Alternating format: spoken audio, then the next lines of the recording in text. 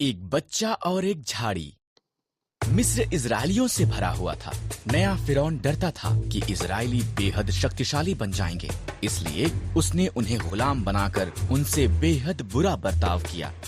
फिरौन ने आदेश दिया कि सभी इजरायली लड़के मार दिए जाएं। एक स्त्री ने अपने लड़के को टोकरी में रखा और उसे नदी के किनारे छोड़ दिया। उसकी बहन उसे देखती रही।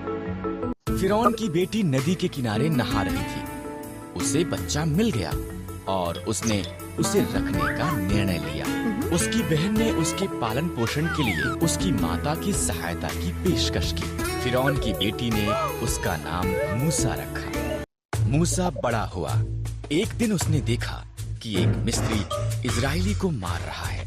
मूसा ने मिस्री को मार दिया और मिद्यान को भाग गया और 40 साल तक एक चरवाहा होकर रहा। मूसा होरब पर्वत पर अपनी भेड़ों की निगरानी कर रहा था। परमेश्वर की आवाज एक जलती झाड़ी से बोलने लगी, मूसा, मेरे लोग कष्ट में हैं। मैंने उन्हें आजाद कराने के लिए तुझे चुना है। मैं नहीं कर सकता, मूसा ने जवाब दिया। मैं तुम्हारी सहायता करूंगा, परमेश्वर ने वादा किया। अपनी लाठी नीचे फेंक। मूसा ने किया। वो लाठी एक सांप में बदल गई। जब उसने इसे उठाया, वो पुनः एक लाठी बन गई। अपना हाथ ढांप ले, परमेश्वर ने कहा। मूसा ने ऐसा ही किया। उसने देखा ये रोग से भर गया था। जब उसने दोबारा किया, वो चंगा हो गया था। ये जाकर फिरौन को दिखा। परमेश्वर ने कहा, मैं एक अच्छा वक्ता नहीं हूँ। मूसा ने कहा, मैं तुझे शब्द दूंगा। परमेश्वर ने कहा, तुम्हारा भाई हारून सहायता कर सकता है। इस तरह मूसा इजरायलियों को आजाद करने के लिए फिरौन को बताने के लिए गया। मूसा और हारून ने फिरौन से कहा, इजरायलियों का परमेश्वर कहता है कि तुम उसके लोगों को जाने दो, नहीं तो बुरी बातें तुम्हारे साथ होंगी। पर फिरौन ने उनकी नहीं सुनी। इसलिए परमेश्वर ने मिस्र में पानी को लहू में बदल दिया। कोई भी इसे पी न सका। तब उसने मिस्रियों के घरों को मेंढकों से भर दिया। हर तरफ मेंढक थे, फिर भी फिरौन ने उनकी नहीं सुनी। इसलिए परमेश्वर ने मिस्र के आकाश को कुक्कियों से भर दिया। वो वहां धूल के समान भर गई। फिर उसने मिस्र के देश को डांसों से भर दिया। फिर भी फिरौन ने उनकी नहीं सुनी।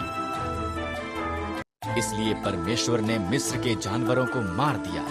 घोड़े, गधे, ऊंट, भेड़ें और बकरियां सब मर गए। फिर उसने मिस्री लोगों को फोड़े से पीड़ित किया। फिर भी फिरौन ने उनकी नहीं सुनी। परमेश्वर ने मिस्र की फसल का नाश करने के लिए ओलों की वर्षा भेजी। उनकी जौ और सन्न की फसल नष्ट हो गई। तब उसने बचे हुए फल को खाने के लिए टिड्डियां भेजी। फिर भी फिरौन ने उनकी नहीं सुनी।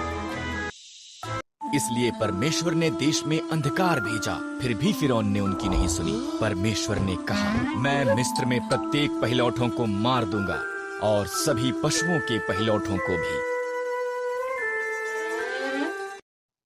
मेरे लोग एक मेमने को मारें, उसे खाएं और उसके लहू को उनके द्वार की चौखट पर लगाएं। मैं लहू को देखूंगा और उनके घरों को छोड़ दूंगा। उनके बच्चे नहीं मरेंगे। तुम इसे फसह कहोगे और सदा उसे याद रखोगे। इजरायलियों ने परमेश्वर की आज्ञा मानी, पर मिस्रियों के पहिलौठे मर गए, यहाँ तक कि फिरौन का पुत्र भी। अंत में फिरौन ने सुनी और उसने इजरायलियों को जाने दिया।